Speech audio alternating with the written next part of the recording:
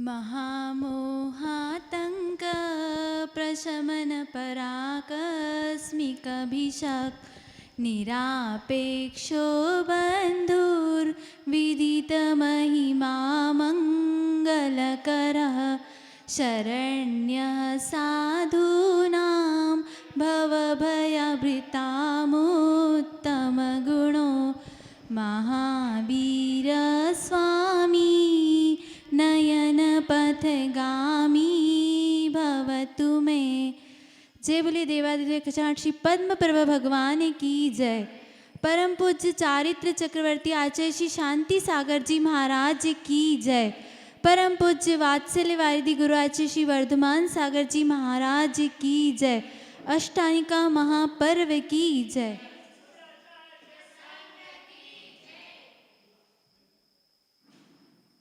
तीर्थंकर भगवान की दिव्य ध्वनि में 12 प्रकार के तपों का वर्णन है। 12 प्रकार के तप कौन से होते हैं? 6 अंतरंग और 6 बाह्य। तो अंतरंग तप के अंतर्गत ध्यान का भी स्थान है। तो ध्यान कितने प्रकार का होता है? 4 प्रकार का। पहले तो तप की बात करते हैं। 12 प्रकार के तप में अंतरंग तप कौन कौन से हैं? बताओ। प्रायश्चित, विनय, वैयाव्रत, स्वाध्याय और व्युत्सर्ग और ध्यान, है ना। और बहिरंग तप अनशन, अवमौदर्य, व्रति परिसंख्यान, रस परित्याग, विविक्त शय्यासन और कायक्लेश। ये 6 बहिरंग और 6 अंतरंग, इस प्रकार के 12 प्रकार के तप का वर्णन आया है। तो उसमें हम आज ध्यान की चर्चा करेंगे। ध्यान का मतलब होता है किसी भी एक पदार्थ में अपने मन का स्थिर होना, रुकना, यही ध्यान कहलाता है। ध्यान शुभ और अशुभ के रूप से 2 प्रकार के हैं। और अगर इनके भेद देखे जाए तो 4 प्रकार के ध्यान हैं। कौन कौन से? आर्त ध्यान, रौद्र ध्यान, धर्म ध्यान और शुक्ल ध्यान। अभी 3 ध्यान हो सकते हैं, चौथा ध्यान इस काल में नहीं होता। तो पहला आर्त ध्यान। आर्त ध्यान के कितने प्रकार है? 4। कौन कौन से? इष्ट वियोग, अनिष्ट संयोग, पीड़ा चिंतन और निदान बंध। रौद्र ध्यान के 4 भेद कौन कौन से हैं? हिंसानंदी, मृषानंदी, चौर्यानंदी और परिग्रह संग्रहण में आनंद मानना। और धर्म ध्यान के 4 भेद कौन कौन से हैं? आज्ञा विचय, अपाय विचय, विपाक विचय और चौथा संस्थान विचय।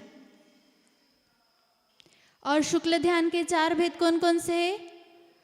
प्रत्यक्ष वितर्क, एकत्व वितर्क अविचार, तीसरा सूक्ष्म क्रिया प्रतिपाती और चौथा व्युपरत क्रिया निर्वर्तिनी। ऐसे इसके 4 भेद। तो अभी हमने भेद जाने। अब आर्त ध्यान करने से क्या होता है, रौद्र ध्यान करने से क्या होता है, धर्म ध्यान करने से क्या होता है और शुक्ल ध्यान करने से क्या होता है, इसको जानेंगे। तो कहानी के माध्यम से हम इन 4 ध्यानों को जानेंगे। पहला कौन सा है? आर्त ध्यान। तो एक बार अलका नगरी में अरविंद नाम का राजा रहता था। वो विद्याधर था, मतलब विद्याओं का स्वामी था। उसके 2 पुत्र थे, एक हरिचंद्र था, एक कुरुविंद था। तो वो उसने किसी जन्म में बहुत पाप का संचय किया था।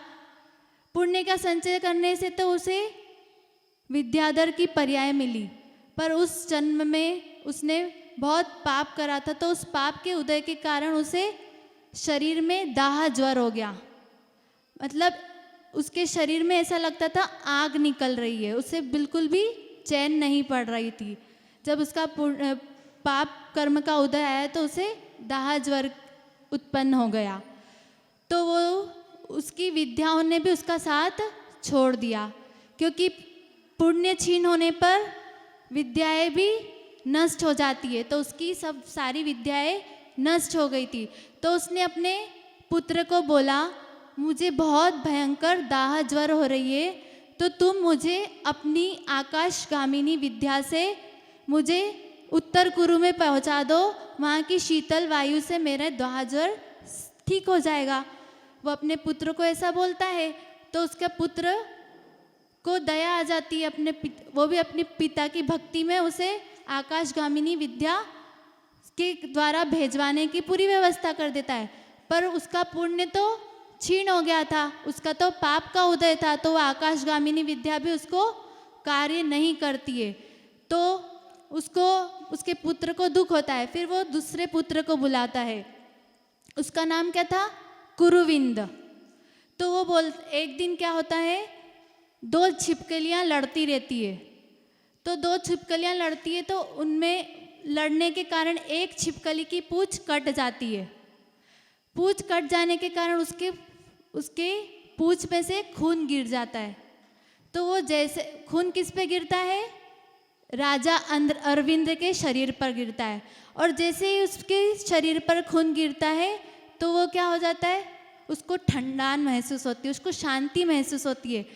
तो वो ये बोलता है, अगर मेरे को एक बूंद से इतनी शांति मिल रही है तो एक काम करता हूँ कि एक बावड़ी बनवा लेता हूँ, उसी में मैं रहूँगा।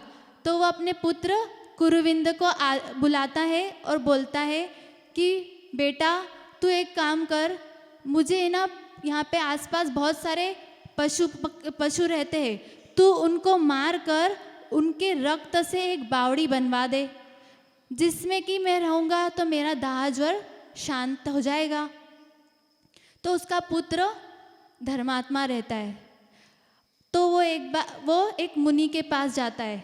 मुनि उसे अवधि ज्ञान से बताते हैं कि तुम्हारी पिता की मृत्यु निकट है और उसने नरक गति का बंध कर लिया है।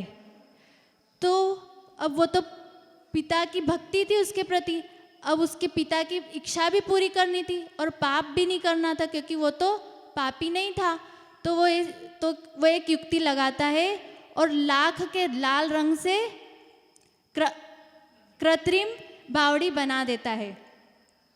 तो उसको देखकर अरविंद राजा खुश हो जाता है कि मेरे पुत्र ने मेरी बात मान ली।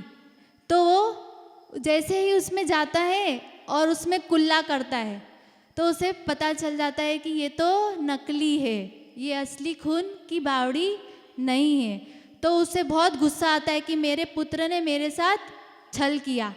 तो वो क्या करता है, तलवार लेकर उसे मारने के लिए तैयार होता है। तो वो खुद ही गिर जाता है और तलवार से उसका स्वयं का घात हो जाता है। तो उसने क्या करा था? पीड़ा चिंतन। क्या करा था? आर्त रौद्र में कौन सा ध्यान करा था? पीड़ा चिंतन नाम का आर्त ध्यान करा था, जिसके कारण उसे नरक गति का बंध हुआ। मतलब आर्त ध्यान करने से कौन सी गति मिलती है? नरक गति। दूसरा रौद्र ध्यान। तो इसकी भी एक कथा है। एक दंड नाम का राजा था। गंधिल देश में एक दंड नाम का राजा था। उसके पुत्र का नाम मणिमाली था। उसने विषय उनकी आसक्ति के कारण अपने पुत्र को राज्य का भार सौंप दिया और स्वयं विषय के सेवन में लग गया। परिग्रह को इकट्ठा करने में वो लग गया। अपनी स्त्री, धन, इसमें ही उसका पूरा समय और उसका मन उसी में लगा रहता था। एक दिन वो इसी चिंता में मर गया। उसको रौद्र ध्यान किस चीज़ का था? अपने धन का ही संग्रह करने का, उसकी रक्षा करने का उसे दिन भर चिंतन रहता था, जिसके कारण वो मायाचार से मरकर तिर्यंश गति में अजगर हो गया। क्या हुआ? अजगर हो गया। तो वो सिर्फ क्या करता था, उसी के घर में, उसी के भंडार गृह में वो अजगर हो गया और उसके पुत्र को आने देता था और किसी को उस भंडार गृह में आने नहीं देता था। तो पुत्र को कुछ शक हुआ, बोले ऐसा कैसा है कि ये और किसी को जाने नहीं देता, और कोई जाता है तो वो फुंकार मारता है और मुझे आने देता है। तो एक दिन वो अवधिज्ञानी मुनिराज से पूछते हैं कि ऐसा क्या कारण है कि वो अजगर मेरे पे तो रोष नहीं करता है, बाकी कोई जाता है तो उनके ऊपर टूट पड़ता है। तो फिर मुनि बताते हैं कि ये तुम्हारे पिता का जीव है, इनने रौद्र ध्यान से मरकर तिर्यंच गति में अजगर पर्याय को प्राप्त किया है। तो तुम एक काम करो, उन्हें धर्म का उपदेश दो। तो वो ऐसा ही करता है और जाता है और उसे पीछे से धर्म का उपदेश देता है, क्योंकि सामने से जाने पर वो अटैक कर सकता था, इसलिए वो पीछे से जाता है और उन्हें धर्म का उपदेश देता है, उन्हें अपने पूर्व जन्म का याद दिलाता है। तो उसको जैसे उसे पूर्व जन्म सुनकर जाति स्मरण हो जाता है, वो भी शांत भाव को धारण करता है, समाधि पूर्वक मरण करता है, आहार जल का त्याग कर देता है, क्योंकि वो भी पंचेंद्रिय जीव था, संगी था, उसमें भी मन था। तो उसने भी उपदेश को सुनकर अपने अंदर ग्रहण किया, आहार जल का त्याग करके वो मर गया और मर के स्वर्ग में देव हुआ। तो क्या रौद्र ध्यान से कौन सी पर्याय मिलती है? तिर्यंच। रौद्र ध्यान से तिर्यंच गति की प्राप्ति होती है। और तीसरा था धर्म ध्यान और चौथा शुक्ल ध्यान। तो धर्म ध्यान के शतबल नाम के राजा थे, उन्होंने संसार से विरक्त होकर दीक्षा ग्रहण की, दीक्षा ग्रहण करके धर्म ध्यान के बल से उन्होंने स्वर्ग को प्राप्त किया। और एक शुक्ल ध्यान में सहस्त्र बल नाम के राजा थे, उन्होंने शुक्ल ध्यान के बल से अपने आठों कर्मों का नाश कर मुक्ति पद को प्राप्त किया। तो अभी इस काल में 3 प्रकार के ही ध्यान हो सकते हैं। तो 2 तो मोक्ष के हेतु है और 2 नरक और तिर्यंच गति के हेतु है। तो हमें अपना अधिक से अधिक समय धर्म ध्यान में लगाना चाहिए, क्योंकि धर्म ध्यान ही परंपरा से आगे मोक्ष को प्राप्त कराने वाला है। जय बोलिए परम पूज्य वात्सल्य वारिधि गुरुराज श्री वर्धमान सागर जी महाराज की जय।